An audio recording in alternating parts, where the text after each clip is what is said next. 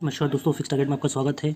आज मैं आपके लिए पर्यटन स्थल एवं धार्मिक स्थल का पार्ट 2 लेकर आया हूं, जिसमें हम पहले पार्ट में पढ़ चुके हैं कि हम उसमें मध्य प्रदेश की पर्यटन नीति क्या होती है, खजुराहो में क्या क्या होएगा, मतलब कि कौन से इंपॉर्टेंट पॉइंट्स हैं।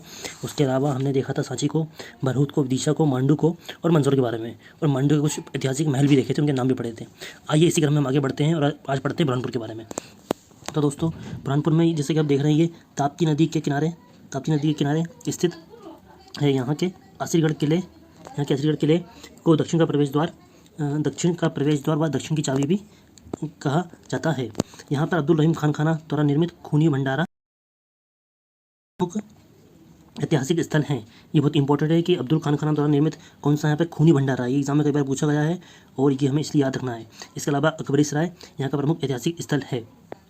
आगे देखते हैं अन्य प्रमुख ऐतिहासिक स्थल में, यहाँ पे राजा की छतरी, इच्छा देवी मंदिर, लाट मस्जिद, शहनवाज का मकबरा, महल गुल आरा, शाही हमाम, दरगाह हकीमी, मुमताज़ की कब्र। दोस्तों, मुमताज़ की कब्र इनमें सबसे ज़्यादा इंपॉर्टेंट है, क्योंकि कई बार एग्जाम में पूछा गया है कि मुमताज़ की कब्र कहाँ पर है। तो हमें ध्यान रखना है कि मुमताज़ की कब्र जो है बुरहानपुर में है।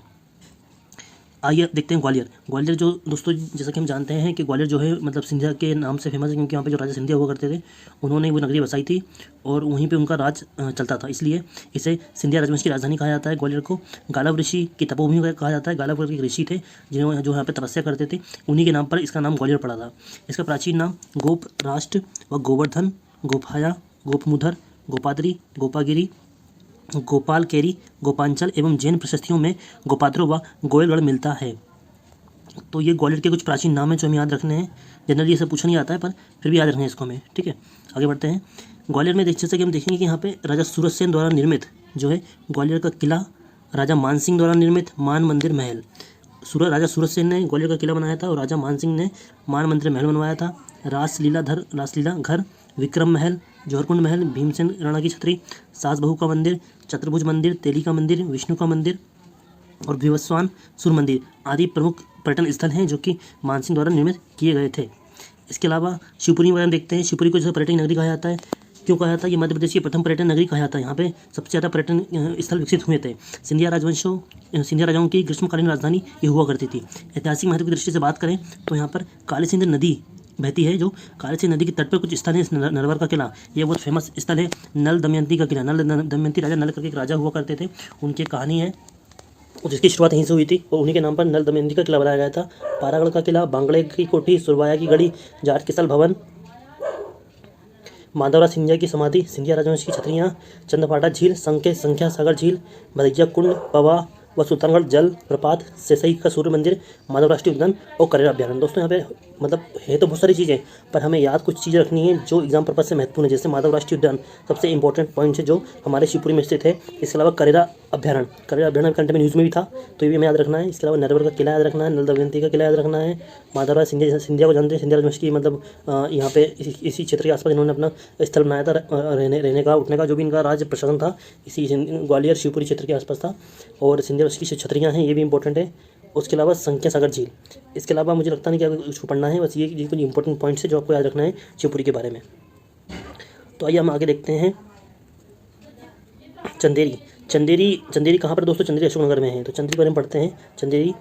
चंदेरी है हमारा अशोकनगर जिले में बेतवा नदी के किनारे पर स्थित है। इसका प्राचीन नाम चंद्रगिरी था।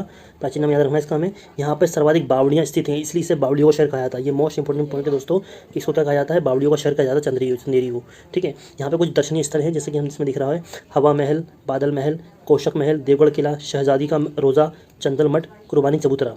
तो दोस्तों, इसमें हवा महल और बादल महल कई बार एग्जाम में पूछा गया है, ये आपको याद रखना है कि हवा महल और बादल महल चंदेरी में स्थित है, ठीक है। आइए हम आगे बढ़ते हैं ओरछा के बारे में।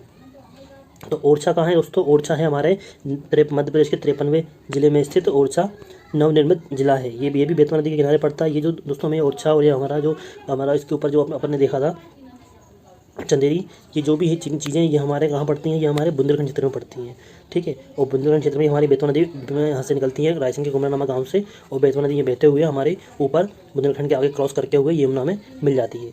तो ये ओरछा जो है हमारा दोस्तों, ये बेतवा नदी के किनारे पर स्थित है। इसका स्थापना बुंदेल शासक रुद्र प्रताप ने की थी। यहाँ पर जहांगीर महल मोस्ट इंपॉर्टेंट, ठीक है, राजमहल, रायपुर महल, पालकी महल, सुंदर महल, लक्ष्मी नारायण मंदिर, लक्ष्मी नारायण मंदिर और चतुर्भुज मंदिर। ये दोस्तों इंपॉर्टेंट है और जो आपको याद रखना है, ये प्रमुख यहाँ के दर्शनीय स्थल हैं। इसके अलावा बात करें तो धार्मिक पर्यटन स्थल के बारे में, तो प्रदेश में क्या है कि धार्मिक महत्व के पर्यटन जो स्थल हैं इनके रूप में 2 ज्योतिर्लिंग हैं, महाकालेश्वर और ओंकारेश्वर। तो दोस्तों हम जानते हैं महाकालेश्वर हमारा उज्जैन में है, ओंकारेश्वर हमारे खंडवा में। ये मोस्ट इंपॉर्टेंट इनकी लोकेशन याद रखना है। और ओंकारेश्वर की जो आकृति है वो क्या हमारे ओम की तरह है। आप ऊपर से इसको देखेंगे तो ये हमारे ओम की आकृति दिखती है, इसलिए इसका नाम ओंकारेश्वर रखा गया है। ठीक है दोस्तों, इसके अलावा कुछ और भी स्थल है। चित्रकूट आपने देखा होगा, ये हमारा कहाँ पड़ता है, ये हमारे सतना में पड़ता है चित्रकूट। इसके अलावा मैहर शारदा देवी का मंदिर सतना में है। और जैन तीर्थ स्थल की बात करें तो 52 गजा, मुक्तागिरी, सोनागिरी दतिया में पड़ता है। ये भी हमारे कुछ दर्शनीय स्थल हैं जो हमें याद रखने हैं। यहाँ पे कुछ तो दोस्तों मध्य प्रदेश के कुछ हमारे पवित्र शहर स्थल हैं जिनके बारे में हम जानते हैं, जो हमारे लिए इंपॉर्टेंट है। कौन सा पवित्र शहर है हमारे, तो ये इसमें हमारा पहला आया था अमरकंटक, मैहर, चित्रकूट, उज्जैन, पन्ना, ओंकारेश्वर, दतिया, मंडला, सलकनपुर, ओरछा, महेश्वर, मुलताई। अमरकंटक हमारा एक जिला है जो हमारे पश्चिमी मध्य प्रदेश में पड़ता है। और अमरकंटक जो है हमारे किस में आता है, अमरकंटक हमारे मंडला में आता है। ठीक है, मैहर हमारा आता है सतना में, चित्रकूट हमारा आता है, ये भी सतना के आसपास आता है, सतना और एमपी यूपी की बॉर्डर पर बना हुआ है। उज्जैन तो आपने देखा ही है, पन्ना, ओंकारेश्वर जो हमारा ये खंडवा में है, महेश्वर खरगोन में, ओरछा ये हमारा निवाड़ी में है, 53वां जिला जो है झांसी के पास वहाँ पर है। दतिया ये भी उत्तर मध्य प्रदेश में है, ये अपने बुंदेलखंड में। मुलताई जो है ये है दक्षिण में। आप देखेंगे कि बैतूल एक जिला है जो हमारे महाराष्ट्र और मध्य प्रदेश की सीमा पे बना हुआ है, वहाँ पे बैतूल के मुलताई एक जगह है जो भी पवित्र स्थल घोषित किया गया है इसको। ठीक है, सलकनपुर हमारा कहाँ पर है, ये हमारे है रायसेन में। और मंडला सलकनपुर हमारा शायद से शिहोर में, शिहोर रायसेन की बाउंड्री पड़ता है, वहाँ पे आता है सलकनपुर। और मंडला जो है हमारा ये पश्चिमी मध्य प्रदेश में पड़ता है। ठीक है, आइए दोस्तों आगे बढ़ते हैं उज्जैन के बारे में। तो उज्जैन की जैसे आप जानते हैं कि उज्जैन एक पवित्र नगरी है और ये हमारे भगवान की पूजा के लिए बहुत फेमस है। यहाँ पे महाकालेश्वर का बहुत बड़ा ज्योतिर्लिंग बना हुआ है और महाकाल की नगरी कहा जाता है इसको। तो उज्जैन क्षिप्रा नदी के किनारे स्थित है। इसका प्राचीन नाम जो है अच्युतगामिनी है। ओजिन, नाभिदेश, घनशंगा, हेमशंगा, भोगवती, हणवती, कुशस्थली ये उज्जैन के कुछ प्रमुख नाम हैं, इनको याद रखने हैं। यहाँ पर दक्षिण मुखी महाकालेश्वर ज्योतिर्लिंग स्थित है। यहाँ प्रत्येक 12 वर्ष में सिंहस्थ कुंभ मेले का यहाँ पे क्या किया जाता है, आयोजन किया जाता है। उज्जैन को मंदिरों व मेलों का शहर कहा जाता है। ये दोस्तों हमें याद रखना है कि उज्जैन जो है मंदिरों और मेलों का शहर कहा जाता है यहाँ पे, क्योंकि यहाँ पे बहुत सारे मंदिर बने हुए हैं। और यहाँ पे महाकालेश्वर जो ज्योतिर्लिंग बना हुआ है वो हमारा दक्षिणमुखी है। और जैसे कि हम जानते हैं कि 12 वर्षों में यहाँ पे सिंहस्थ का मेला लगता है, जिसे हम कुंभ का मेला भी बोलते हैं। ठीक है दोस्तों इसके अलावा बात करें तो यहाँ पे उज्जैन में हरिसिद्धि देवी का मंदिर है, गंगा घाट है, अगस्त्य महादेव मंदिर, चिंतामणि गणेश मंदिर, गोपाल मंदिर, गढ़ कालिका देवी मंदिर, मंगलनाथ मंदिर, मनसा माता वैष्णवी मंदिर, काल भैरव मंदिर, मत्स्येंद्र नाथ मंदिर, कालिया देवी मंदिर। ये कुछ हमारे आश्रम के या स्थल के नाम है, मंदिर के नाम है, महल के नाम है जो हमारे उज्जैन में स्थित है। पर इसमें हमें पूरे नाम याद नहीं सकते हम, इसलिए हम इसमें कुछ नाम याद रखेंगे, जैसे कि 24 खंबा महल, 24 खंबा मंदिर जो है ये बहुत इंपॉर्टेंट है। भरतरी की गुफा ये भी इंपॉर्टेंट है। संदीपनी आश्रम ये भी इंपॉर्टेंट है। चिंतामणि गणेश मंदिर ये भी इंपॉर्टेंट है। ये कुछ उसके अलावा बहरों का रोज़ा, उज्जैन का ताजमहल कहा जाता है इसको, ये भी कुछ इंपॉर्टेंट पर्पज से हमारे लिए है। इसके अलावा हम देखते हैं यहाँ पे नवग्रह मंदिर और डोंगवाला वेधशाला है। बात करें ओंकारेश्वर की दोस्तों, ये अपना ओंकारेश्वर आ गया अपना। तो ओंकारेश्वर अपना जो है खंडवा जिले में नर्मदा नदी के किनारे स्थित है। इसका प्राचीन नाम जो है मंदाता है। इसको मंदाता भी बोलते हैं या फिर ओंकारेश्वर भी बोलते हैं, दोनों इसके नाम है। ठीक है, या मंदाता नगरी इसको बोलेंगे, खंडवा को बोलेंगे, ओंकारेश्वर नगरी जो भी होगी खंडवा को है। यहाँ पर 12 ज्योतिर्लिंगों में से एक जो ओंकारेश्वर ज्योतिर्लिंग यहाँ पर स्थित है। दोस्तों हमारे मध्य प्रदेश में 2 ज्योतिर्लिंग है और पूरे भारत का केवल मात्र मध्य प्रदेश ही एक ऐसा राज्य है जहाँ पे 2 ज्योतिर्लिंग बने हुए हैं। यहाँ पे बात करें ओंकारेश्वर की तो नर्मदा घाट यहाँ पे 24 अवतार, सिद्धनाथ मंदिर, मार्कंडेय आश्रम, ममलेश्वर महादेव मंदिर आदि दर्शनीय यहाँ पे स्थल है। बात करते हैं महेश्वर की, तो महेश्वर कहाँ है, खरगोन जिले में। महेश्वर खरगोन जिले में नर्मदा नदी के तट पर स्थित है। इसका प्राचीन नाम जो है महिष्मति है।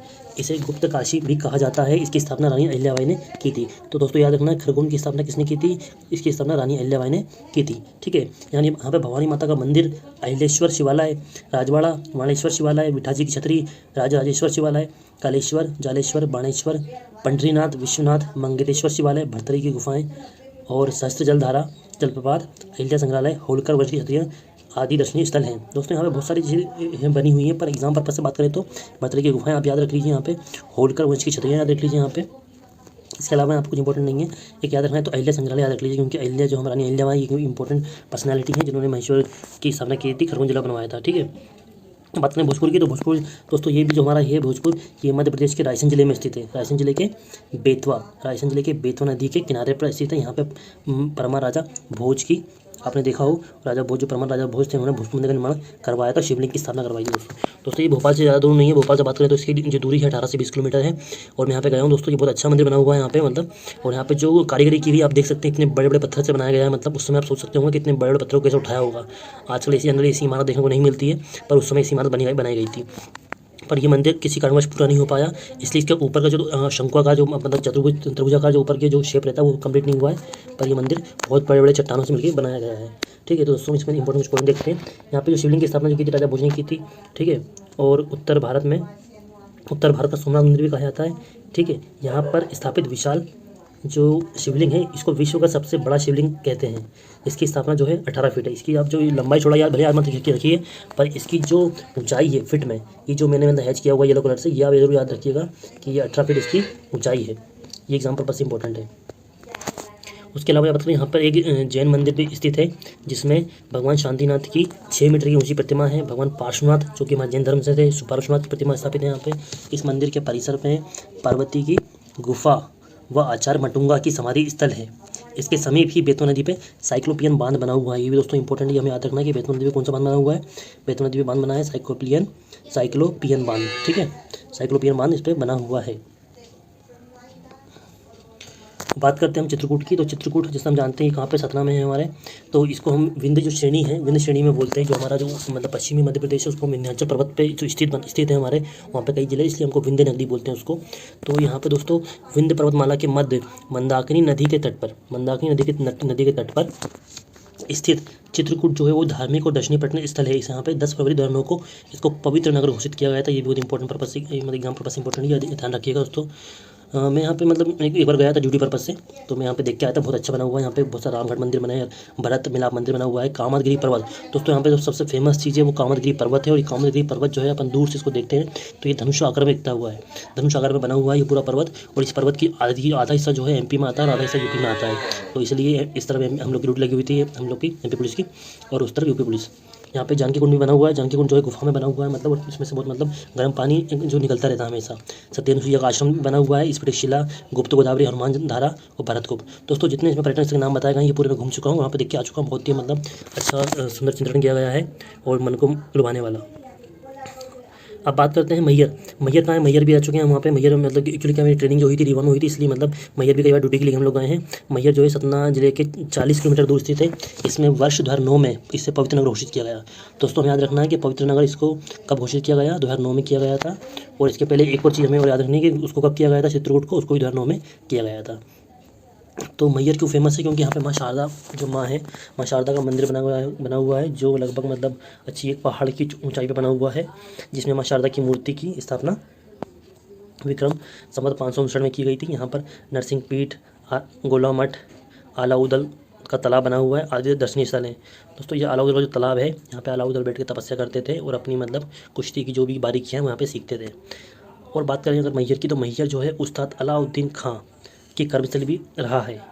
यहाँ पर उन्होंने मैहर वाद्य वृंद की स्थापना की थी। इंपॉर्टेंट है, आप नाम याद रखिएगा कि मैहर जो है उस्ताद अलाउद्दीन खां की कर्मस्थली रहा है। उस्ताद अलाउद्दीन खां जो हैं एक संगीत वादक हैं और ये बहुत फेमस पर्सनालिटी हैं मध्य प्रदेश के। कई बार एग्जाम में पूछा गया है कि मतलब ये उस्ताद अलाउद्दीन खां किस मतलब ज़िले से या किस मतलब नगरी से संबंध रखते हैं, तो आपको ध्यान रखना पड़ेगा कि ये सतना के मैहर से रहे। ठीक है दोस्तों, आगे बढ़ते हैं। ऊन कहाँ है, तो ऊन की अगर बात करें तो ऊन खरगोन जिले में स्थित है। यहाँ पर जहाँ 12 जीर्ण शीर्ण अवस्था में, ये ऊन जो है खरगोन जिले में है, 12 जीर्ण शीर्ण अवस्थाओं में परमारकालीन शिव मंदिर तथा जैन मंदिर का समूह स्थित है। इसका निर्माण जो है राजा उदयादित्य ने करवाया था। ये सभी मंदिर खजुराहो के मंदिर के समकालीन है। दोस्तों ये ज़्यादा इंपॉर्टेंट नहीं है, पर आप ये लोकेशन याद रखिए कि जो ऊन की जो लोकेशन है ना वो केवल कहाँ पर है, खरगोन में है। इस पर्पस से इंपॉर्टेंट है। और बाकी खजुराहो के समकालीन ये पॉइंट याद रख लो, खजुराहो के समकालीन है और ऊन जो है मतलब खरगोन जिले में स्थित है। ओके।